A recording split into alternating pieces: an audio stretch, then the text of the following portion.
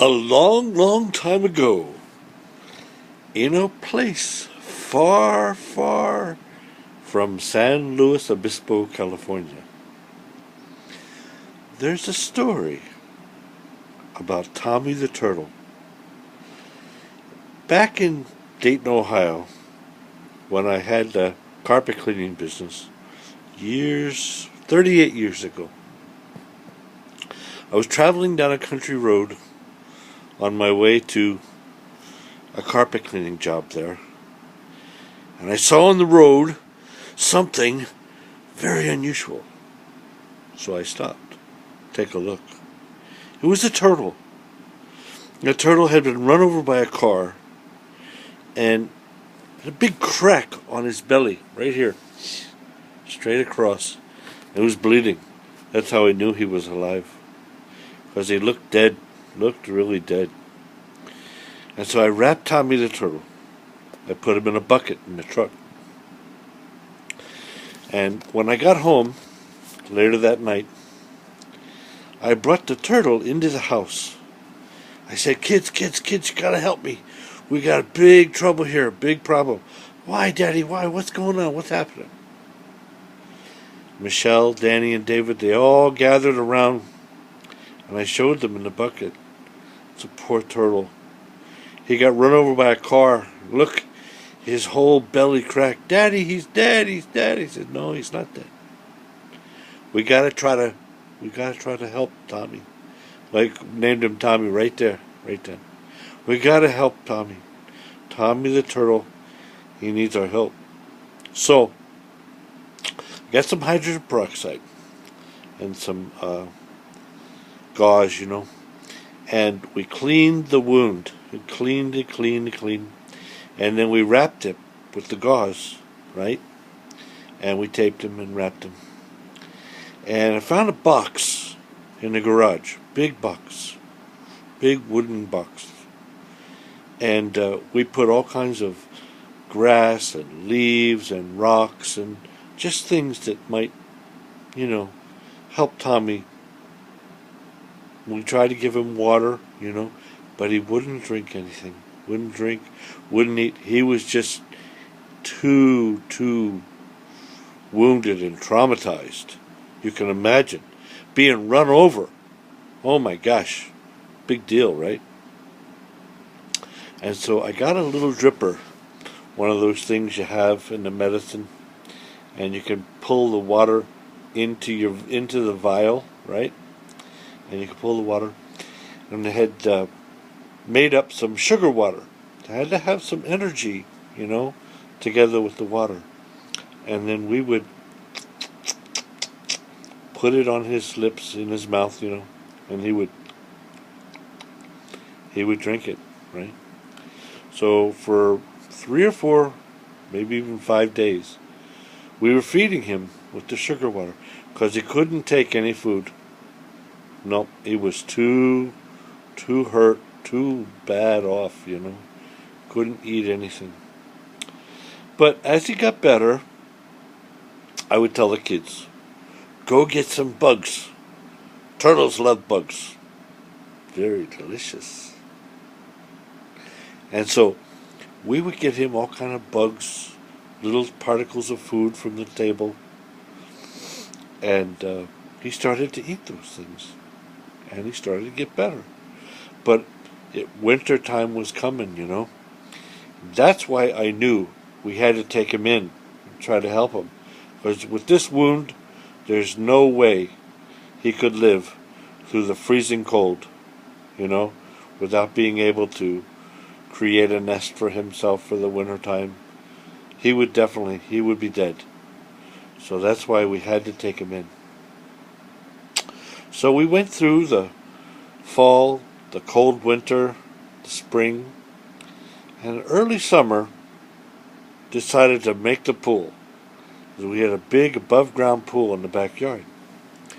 So we put the water, put the chemicals, keep the water safe. And I said, wait a second. Turtles love the water, right? They love the water. So I said, oh, we're going to take Tommy We're going to put him in the pool. And everybody was like, no, no, you can't do that. No, no. If you do that, Diana said, you will kill Tommy the turtle. The chlorine is going to kill him. I said, no, no, no, no, no. I said, listen, he's not like a fish that breathes the water, the air in the water through the gills. That would kill a fish, I'm sure. He's amphibious. Comes up out of the water, opens his mouth, and he breathes like a human, because he's amphibious. So I said, if he can live in Mad River, which is the big river where all the tributaries lead in that area to the Mad River, if he can live in Mad River with all the pollution that's in the water, I said, a little chlorine is not going to hurt him. So sure enough, took him back to the pool, and I put him in the pool. And Tommy was swimming this way, that way, over, around, underneath, up and down, back and forth. He loved it. He was in his glory. He just loved it. So I jumped in the water, and the kids were all playing, And I put my arms up on the sides of the pool, and I began to float, come up out of the water. Well, you never believe what happened next. Ask your dad. It's a true story. Tommy the turtle came swimming up onto my chest. I was like, okay, that's cool. Tommy the turtle's here on my chest, And he reached up with his little neck and his little mouth, gave me a kiss right here on the chin. And he jumped back into the water again. And he was swimming all over the place, all over. And I yelled at the kids. I said, Michelle, Danny, David, come here. Look, you got to take a look. Tommy just gave me a kiss. He gave me, oh my gosh, he gave me a kiss. So they jumped in the pool. And I'm like, Tommy, Tommy, Tommy, come to me, come to me, come to me. And they were all laying, and floating and laying and floating. And Tommy wouldn't come to any of them. He would only come back to me, give me another kiss, and jump back in the pool again. No, no, Tom, you gotta come. So all the neighbor kids came, right? And they were all like, Tommy, and they jumped in the pool, and they were like, Tommy, Tommy, give me a kiss, give me a kiss. So, but Tommy wouldn't go to anybody. He wouldn't go to nobody else. You see, Tommy knew who saved his life. Tommy knew. And he would only come back to me, give me another kiss, and jump in the pool again. Oh, the kids were so jealous. It was hilarious. So then, we went through the summer, and then the fall again, and I brought all the kids around. And I said, listen, Tommy needs to be with his family. His family doesn't know where he is. They don't know where he's gone, if he's even alive. And so they're very worried and very concerned. What happened to Tommy? And besides, Tommy was a wild animal. He belonged in the forest.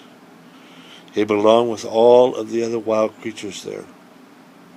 And he needed to be back with his family. So I said, listen, we got to take Tommy, and we got to put him back into the wild again, so he could find his family. And we had a horse named Lady. Lady was a beautiful horse. And we kept him at a ranch out in Bellbrook. And so I got all the kids together, so there's a stream there, let's go down and put him back into the stream. The stream leads to Mad River, close to where I found him a year ago. So we took him down, we walked out to the stream with Tommy, and I put him down by the bank of the river. And Tommy was looking at us, and we were looking at Tommy, and Tommy at us, we at Tommy, Tommy at us, we at Tommy. But he didn't go anywhere. He just stayed there. See, Tommy loved us very much, and he didn't want to go. He wanted to be our pet. But I knew that Tommy's family was looking for him, and I knew that he was a wild animal, and he belonged back in the wild. So I said, we gotta let go. We gotta take him. We gotta let him go. So I walked out into the stream with Tommy, and it was a big rock there in the middle of the stream, and the water's rushing by. And so I put him on the rock, and I said, okay, kids, now we got to turn around, and we got to walk away. Don't look back. Just keep walking. Because if we turn around, we look at him, he's never going to leave. He's never going to go, because he wants to be with us, you know. So we kept walking, and we got far away. I said, okay, let's turn around. Let's take a look. And of course, Michelle was the first one. And she turned around real quick, you know. And she looked. And he was still there. And he was still looking at us. I said, all right, come on. Let's turn around. And let's go even farther. So we walked way farther. Almost back to where we couldn't even see him anymore. I said, okay, let's take another look. You know, in my mind I'm thinking, if he doesn't go, we're going to bring him home, you know. But in any case, I didn't say that, you know. So then we turned around, and we looked, and Tommy was gone. Tommy had finally jumped into the stream, and he was down the river trying to find his family again. And that is the story, the true story of Tommy the Turtle. Ask your Auntie Michelle. Michelle, at the time, was about 4 or 5 years old, about the age of Luca Smash. She was about his age at the time when this happened. I love you guys. God bless you. Bye now.